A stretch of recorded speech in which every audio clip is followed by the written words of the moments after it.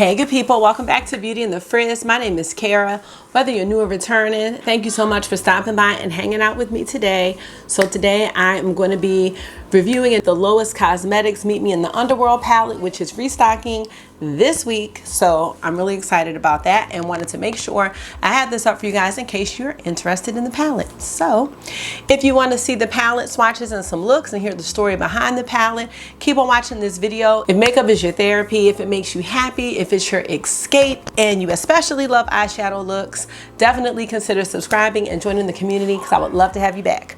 All right, let's get started.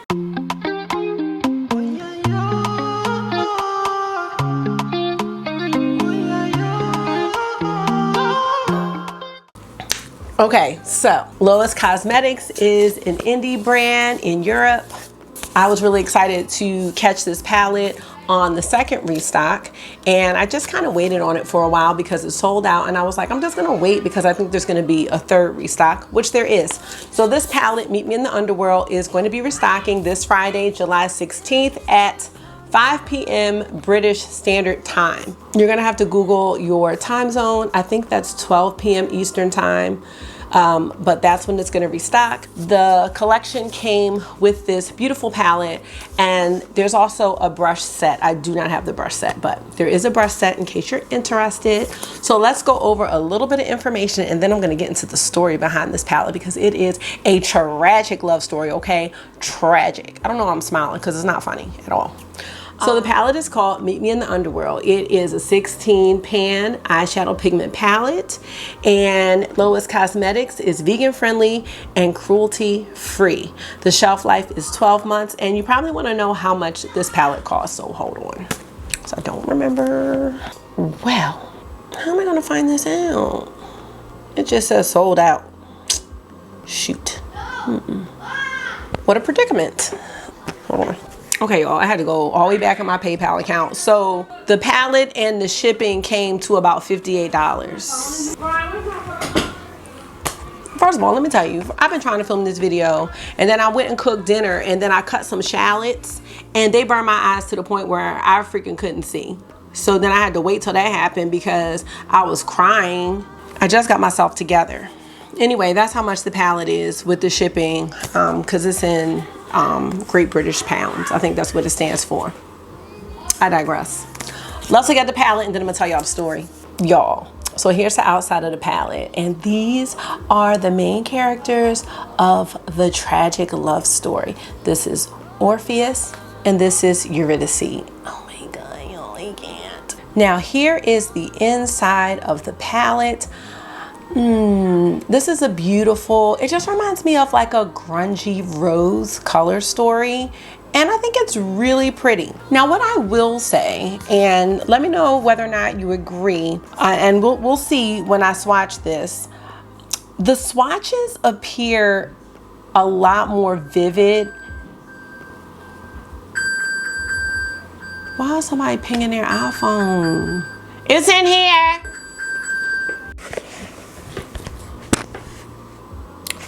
What I was saying was the swatches on the Instagram page, and I will pop them up. We're gonna compare them because to me, those swatches appear really, really bright and vivid. And this palette, upon looking at it in person, it just is a bit more muted than what I thought it was gonna be. And I'm not saying that's bad or good at all, but I do want to compare my swatches to the swatches from Instagram. I don't know if that's going to be accurate because, you know, lighting and all that, but I'm just saying what it looked like. Either way, it's a beautiful palette, and we will get into it shortly. But right now we're going to have a quick story time.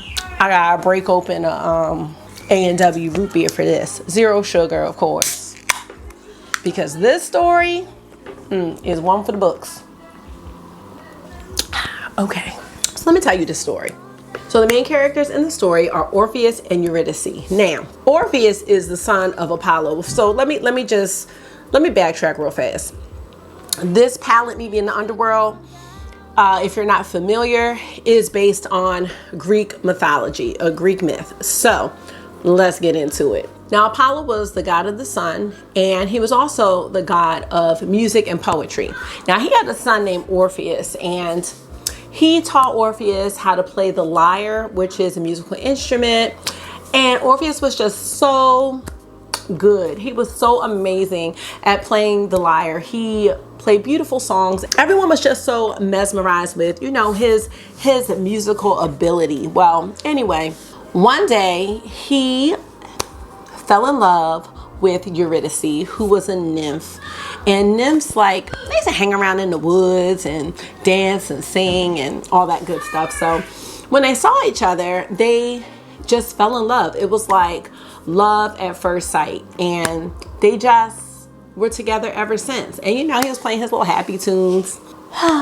Well, they decided to get married, and when they got married, the person that married him, whose name was Hymen, basically he was like, this is not really gonna have the outcome that you want. It's just, this isn't gonna be like happily ever after. Actually, your marriage pretty much is going to have an expiration date. I mean, they all do, but you know what I'm saying. It's not going to go the way. It's not going to give what it's supposed to give for you. So they kind of just like, whatever, you know when you think nothing's going to happen to you. So they just went about their business fine, happy as a lark. Eurydice was so beautiful, you know, that other people had their sights set on her. So there was this shepherd, his name's not that important, but I think his plan was to pretty much kill Orpheus and take Eurydice for himself. Well, I guess they were in the forest. It gets a little hairy here because there's a couple of different versions of the story. Eurydice was trying to run from him, and she ended up getting bit by a snake. Yeah, and died. So she was taken to the underworld. Now, you know, your boy Orpheus, he wasn't playing any more happy songs. He was just, you know, playing these sad songs all over the place. And he just wasn't the same. You know, he lost his soulmate, his love, his bride. They probably weren't even married that long. So he made a decision to go to the underworld to get her back. And that was his plan. Now, Apollo and the god of the underworld, Hades, they're brothers. Just so you know. So Hades was actually his uncle. So he was going to go down to his uncle and see could he get Eurydice back. So he goes. So he goes to the underworld, and Hades is married to Persephone. So they're kind of like the king and queen of the underworld. Now, he goes down there playing his songs and whatnot. And he got everybody moved down there in the underworld. Everybody's like, wow, okay. He needs this woman back. So they decided that he could take Eurydice back up with him to the upper world. Seems real easy, right? This is the part right here. The rule was that when Orpheus led Eurydice to the upper world, he could not look at her. He could not turn back and look at her, or else that was it. She would be gone forever. So it was like, that's easy. Like, all I gotta do is just, and I'm gonna be good. So that's what they did. So he started to lead her to the upper world, and he couldn't really hear her. So I know he was probably worried, like, I hope she's with me. But he kept going. But as he saw the light of the upper world approaching, he just got so excited that he turned around to hug her. And when he did, her shadow was snatched back to the underworld. And I think her very last words were farewell. And that was that. Of course, he returned to the upper world sad and everything like that. And I think he was basically waiting to die because, you know, he wanted to, he could not get a second chance. He couldn't go back down and be like, let me try again. It was like a one-time deal. So he messed that up. So she was gone, and eventually he died. There's kind of like different versions, but one version says that when he died, he was reunited with her back in the underworld. But another version said that he was ripped to shreds pretty much, but they kept his head so he could still sing. And people could still be enchanted by his songs, which is kind of messed up.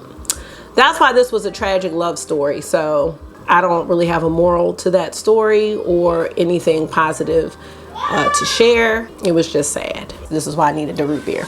So when I read the names of the shades, I think now you will have a better understanding of the shade names and maybe the colors as well. Maybe not, I'm not sure about the colors because I have not swatched this yet.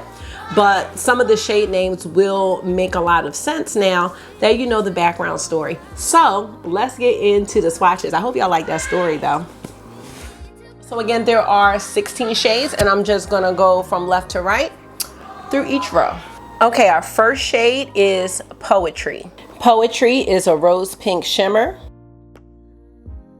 Next we have Liar, and Liar is a copper foil shimmer. Next we have Enchanted.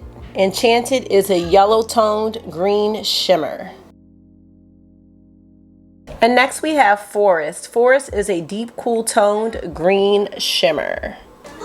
Is this that one for here? No, that's not it either. Which one's it? For what? The fan. Up here? That one. It's on the bookcase somewhere. Just slamming my door, man. Eurydice, soft peachy pink shimmer. Hades, deep cool toned brown matte. Muses, cool rose toned taupe foil metallic. Orpheus, green tone antique gold foil metallic. Snakebite, warm tone pink matte. Footsteps, cool toned mauve matte. Nymph, neutral moss green matte. I'm sorry if any of this is out of focus. I'm really trying here. Myth, terracotta matte. Tragic Love, deep red brown matte. Melody, warm tone brown matte. Woodland, cool toned khaki matte. Underworld, deep black matte. And here is the whole color story. Okay, and here are the swatches in natural light, just as it's still light outside. So again, they're beautiful, but not super, super shimmery. Well, at least not from right here. You know what I mean.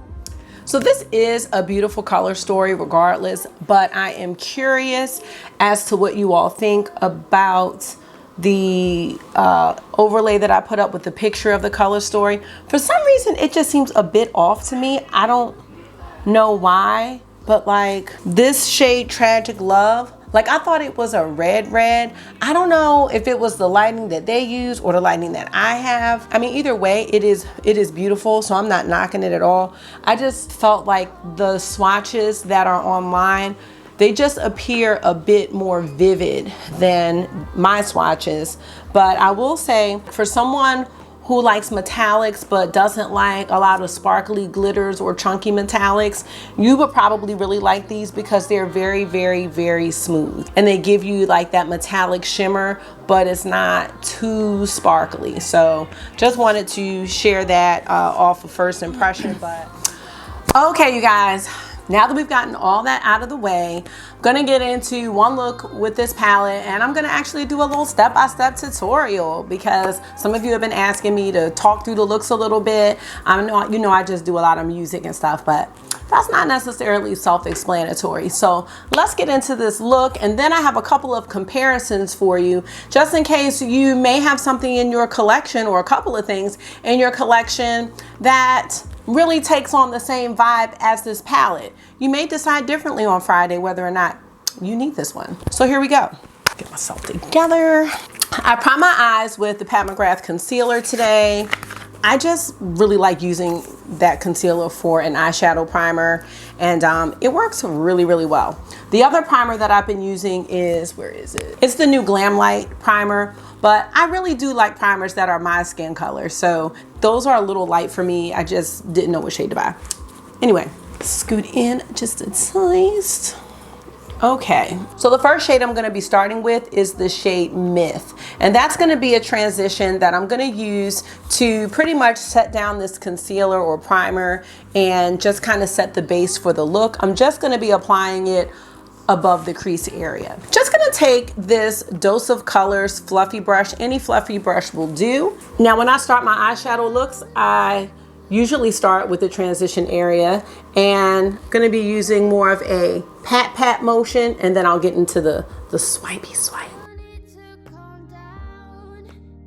Going almost up to the brow bone or to my eyebrow, pretty much up to the eyebrow. And you can see this shade, it's very slight, but it will help to achieve a gradient. And I will say that when you use one of those really light primers, like I don't like to have that white gap. It's just too much. It's too much for me. And it doesn't really, I don't like the way that looks on me. So that's why I like to have the primer the same color. And then if for some reason I want to do a cut crease or something like that, I'll use the brighter color on my lid. So now you can see I'm doing the back and forth motion because now it's nice and smooth. I'm just dragging it out just a little bit. I'm gonna do the same on the other eye. This is blending out beautifully. I have no issues. For those who care about kick up in the pan, I mean, there's not too much of that. So no complaints about this matte shade at all. And I'm not putting too much on. I did leave a little gap at the very top here because I do like a little brow bone highlight. I like that, but you know, you don't have to have that. So now on a rougher number 15 brush, I'm sure this is a 15. I feel like the 15 has now worn off, but I usually start most of my looks with this brush. Again, any fluffy brush will do. So let me show y'all real quick. This was my old favorite. This is the Morphe M504 brush. I still really love this brush. I love how this brush is a little more concentrated but still fluffy. So let me show y'all the difference. So you can see that the rougher brush is fluffy, but it's just a little more concentrated. I still do love this Morphe brush and use it all the time. I know some people don't like Morphe brushes, but when I first started with makeup, you know, I heard they were the bee's knees, and that's, you know, I'm not wasting no brushes now. So I am going into the shade Nymph, which is the matte green shade. And I am just going to be putting that also in the transition area, but I'm not going as high as the Myth shade, the light brown. So, you know, what I'm doing is I'm trying to build kind of like a gradient. I'm gonna try to leave this area here a little more open. So I'm just gonna go in and I'm just gonna try to keep it in this area. So we would say almost to the last third of the eyelid area or the transition area. I'm gonna just try to keep this concentrated. Now you can see that these two colors, they're kind of meshing together just a little bit, and it doesn't look bad at all. The green is getting down on my lid just a little bit, like some of the little fallout, and that's nothing that we need to worry about at this time. And I think I am good with this, and I can go back and add more green, but I don't want to take it too much further than this. And I'm going to do the same thing on the other eye. And now that I have the powder set down, you know, I can just go right in with the swiping motions, the circular motions. You know, you could do what works for you. You can still pat it if you want to, but it's usually for me that first layer that I'm doing a lot of patting with. Unless you're Melt. If you're Melt Cosmetics or Give Me Glow, you might be doing a lot more patting. But these are doing really well with the windshield wiper and circular motions, and you can see like the color is not wiping away. It's actually laying down really, really nicely. You just want to, especially if you have hooded eyes, you want to just monitor and look straight on to make sure that you can see both of the colors. See what time it is, because I gotta pick Marky up soon. You want to make sure that you can see the colors above your crease, because that's the issue if you have hooded eyes that I didn't understand when I first started doing makeup. Like all of my hard work was hidden like under the fat hood. And I call them fat hoods because it just overlaps so much of my lid. You know what I'm saying? But I like my fat hoods. I'm just saying you gotta learn how to work with your eye shape. Just to get in a little closer. Hopefully you can see both of the colors, that brown and now the green. I think it looks pretty good. And you know, sometimes eyeshadow looks crazy until you put the whole entire look together. And once you do that, it's, you know, any like slight mistakes, you really don't see them too much unless somebody's up on you, which, you know. To deepen this up just a taste, I'm gonna go into this grungier green, and this is the shade Woodland. And I am gonna take this brush, another one of my Morphe brushes, which is the M321. Really love this brush for getting into the crease. I also use a Refer 13 for this area as well. This is pretty concentrated, but it's not super dense. So I think this is perfect for that. So I'm just dipping it in a couple times into the palette here. Just gonna go in the crease. Now, for hooded eye folk, you wanna go just slightly above. And this is really good, like just to make the eye look a little bit deeper. Now, I am not seeing too much here, and that's okay. But this is just kind of the look I had planned, so we're just gonna keep going with it. That didn't do too well, a little bit, you know, a little bit of some depth here. Okay, I'm gonna go into a shimmer shade. I'm actually gonna go into Enchanted. This is gonna be a green look, kind of inspired by a rose and a stem. So we're gonna get some of those pink shades on here, but I'm starting with the greens. I kind of wanna carve this out just a little bit. So I am going to grab some concealer just to see if we can make the shades pop a little bit more than what they did when I practiced this last night. So give me 1 second. I don't really do a whole lot of cut creases, but I'm gonna do a little something right now. Now this is the classic vanilla primer that I was telling y'all about by Glamlight, and it's super light. I'm gonna take just a little bit and I'm gonna use a flat brush. This is a no-name brush from Amazon, but it does what I need it to do. And I have a little bit of that primer on my hand, and I'm just gonna go ahead and coat, just because I got some of that deep green here on the lid, I'm just gonna take some of this and coat the lid with the primer. You see how bright that is? See, I don't like bright primer like that unless I'm doing this type of move here. And you see, because I have the hood, you see I have that gap there. So that's where I'm gonna stop as far as how high this is gonna go. And I'm just putting it right here.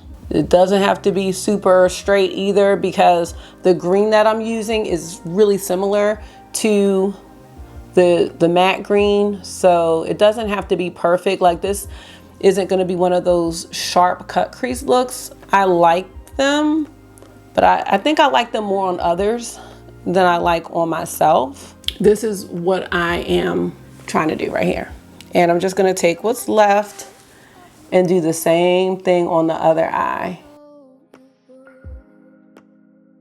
If you have hooded eyes and you're using that concealer, don't get discouraged like when you look a certain way and the concealer transfers, because that's how high you actually want the concealer to go, because it kind of has to be above your crease or it's not going to show up. And that's actually how you can tell how high you need to go.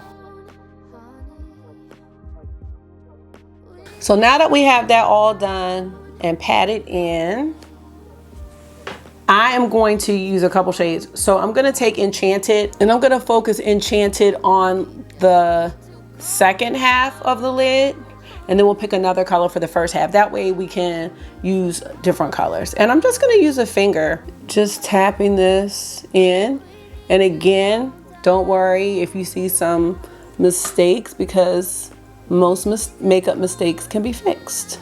Tapping it right in over this primer.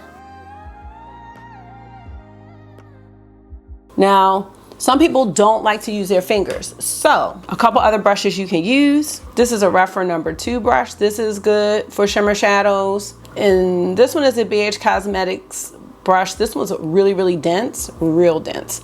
Both of these are good for shimmer shades. Let's see how the rougher one works.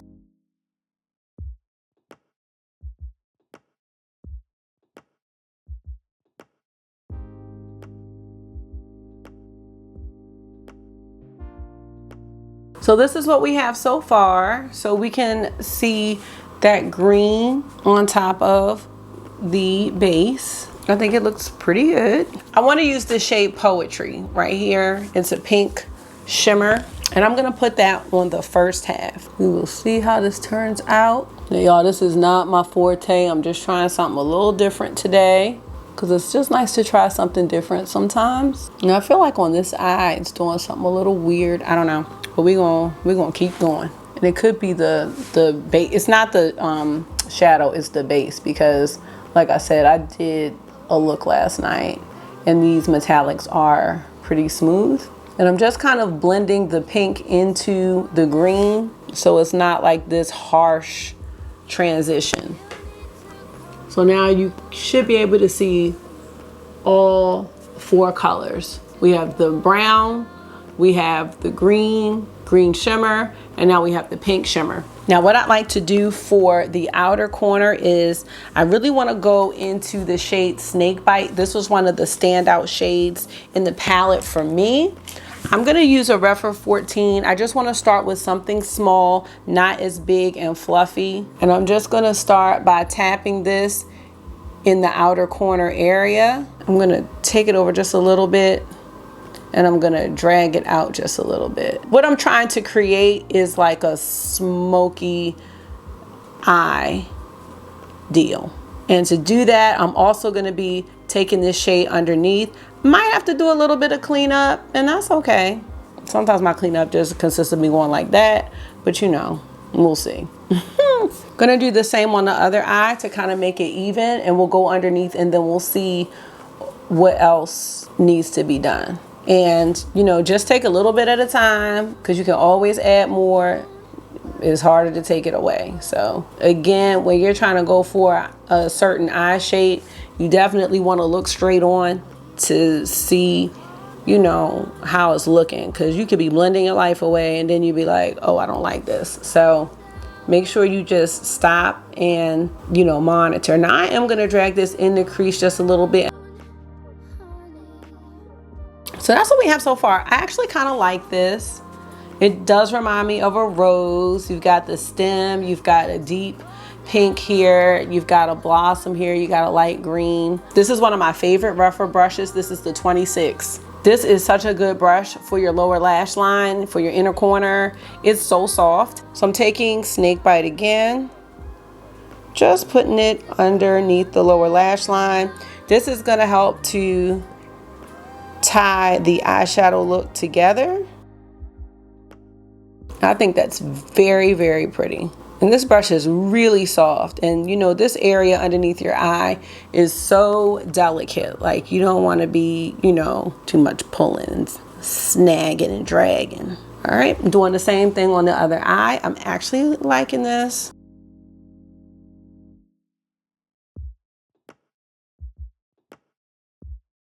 And you know, sometimes when you're doing like this area right here, for some reason, this area sometimes is hard for me to get, and then you get a gap here.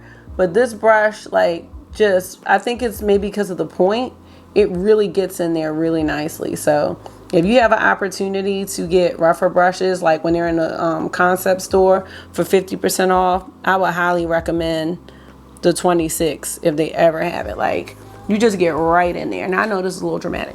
All right, so we need two more things. We need an inner corner highlight and a brow bone. Gonna take the shade Eurydice and put that in the brow bone area, just using a shader brush. Now this is going in that gap between our brown shade and the actual eyebrow. You see a little shimmer right there. Now I want to go ahead and say, I know this looks a little bit wild, but this is a look where you would want to put lashes on. You know what I mean? Because this is a really bold look, in my opinion.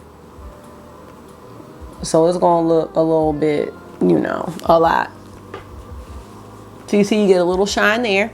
And then I'm gonna take Orpheus, which is the gold, and I'm putting that in the inner corner, just using the same brush, cause you know, just why not?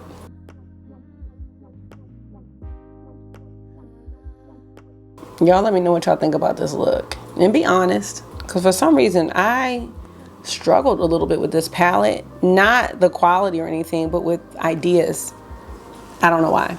And the other thing I wanted to do, you know, at the end, sometimes what I like to do is just go over the whole thing with a clean brush, just making sure everything, because I see a little bit of right there where it could be blended a little bit better, just to kind of merge everything together. And here is what we've got. So let me know. Haven't done eyeliner yet, you know, so what I'm gonna do off camera. Ooh, okay, Orpheus and Eurydice in the Underworld with the liar. Okay, sorry. What we're gonna do right now is I'm gonna go pick Marky up from the bus stop, because y'all know I gotta get him from the bus.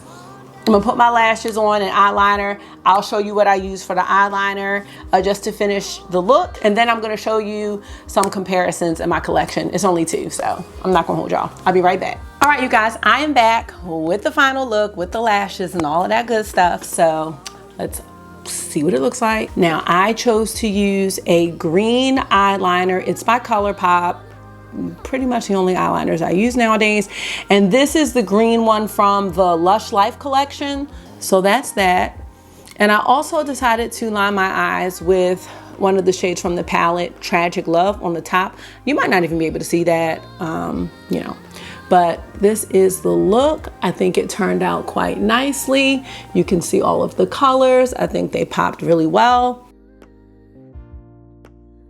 That's it. Marky, you just ate 2 Lucky Charm bars. No, 5 minutes.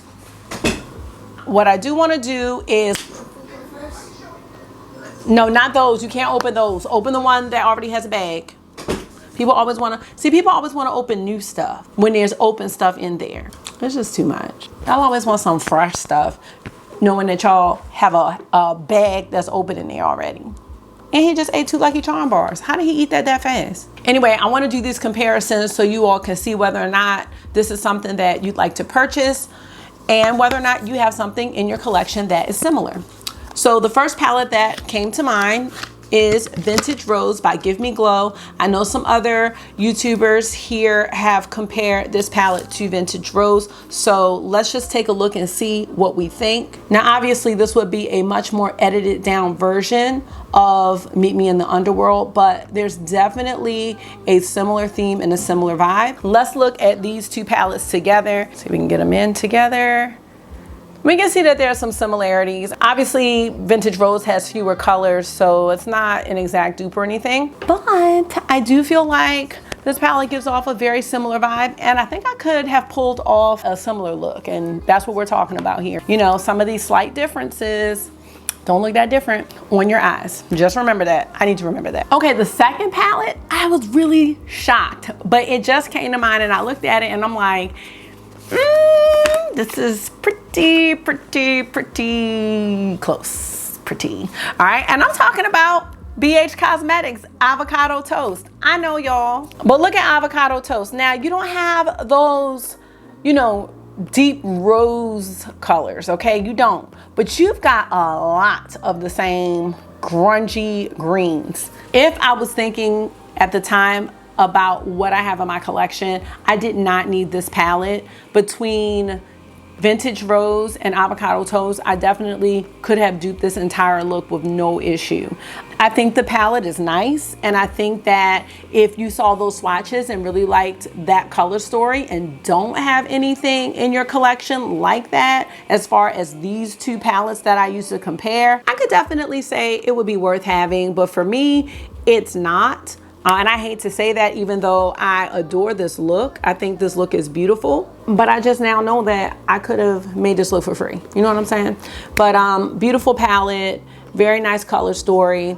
I have to say though, I am still a little bit bothered by the vibrance of the swatches on the Instagram. And I know that some people use primers, lighting's different, they do different things, but the vibrancy of what I saw on their website and Instagram is what really caught me, and not so much my own personal swatches. So I'm gonna leave you guys with that. Now, as far as Lois Cosmetics eyeshadow quality as a whole, if they come out with a color story that I really like, I would definitely consider purchasing from Lois Cosmetics again. I think the eyeshadows worked really nice. The mattes were great and the shimmers work really nicely. They just weren't super sparkly. And because I have such a huge eyeshadow collection and indie singles collection, you know, maybe I'm just starting to get a little bit picky. I don't know, but I don't want to sound like I'm down in the palette, because I love the idea behind the palette and I do think the color story was nice. So hopefully I don't sound like I'm going back and forth too much. I just know, like, with these palette problems, I gotta start reeling myself in a little bit. So when I see something that, you know, I know that I didn't need, I just feel like I should be honest and share it, because a lot of my makeup friends and people that I talk to in our little community, we got similar collections, y'all. I'm just saying. So just trying to help any way I can. So anyway, thank you so much for taking out some of your time and hanging out with me. You know, I really do appreciate all of you. And I hope this was therapy for you, because it was for me. And until I see you again, make sure you are being gentle with yourself. Talk to yourself nice, stay safe, and I will see y'all in the next one. Bye.